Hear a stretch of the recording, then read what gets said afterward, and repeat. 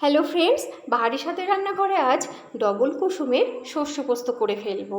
দেখুন, দেখেই বোঝা যাচ্ছে ডিমগুলো অনেক বড় বড় এবং এর মধ্যে দুটো করে কুসুম আছে।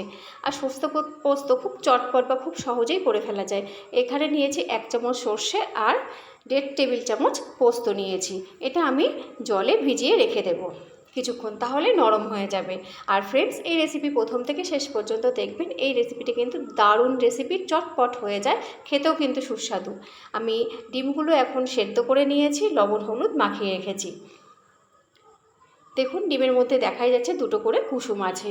এখন এখানে নিয়েছি সামান্য পরিমাণে লঙ্কার গুঁড়ো, লবণ, হলুদ পরিমাণ মতন নিয়েছি লবণটা। পেঁয়াজ নিয়েছি একটা বড় সাইজের।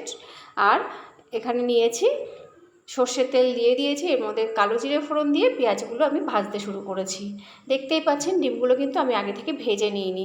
এখন এর মধ্যে ডিমগুলো দিয়ে দিয়েছি। সর্ষে পোস্ততে বা ডিমের সর্ষে পোস্ততে ডিমগুলো লাল লাল করে ভেজে নিলে ভালো লাগবে না।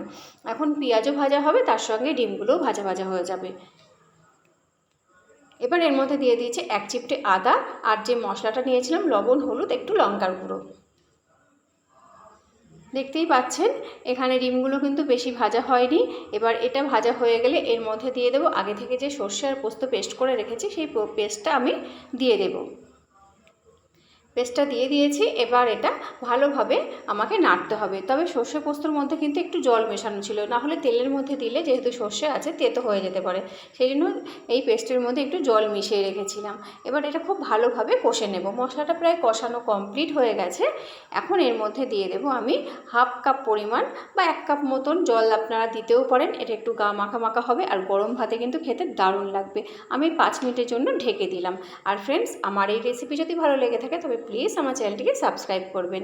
এখন ওপর থেকে আমি দিয়ে দেবো 1 টেবিল চামচ মতন সর্ষের তেল। কারণ সর্ষে পোস্ততে একটু কাঁচা সর্ষের তেল দিলে ফ্লেভারটা দারুণ আসে, খেতেও ভালো লাগবে। গরম গরম ভাতের সঙ্গে দারুণ খেতে লাগবে ফ্রেন্ডস। আর আমার এই রেসিপি দেখার জন্য আপনাদেরকে অসংখ্য ধন্যবাদ। দেখুন, দেখতে কত দারুণ হয়েছে, খেতেও কিন্তু সুস্বাদু।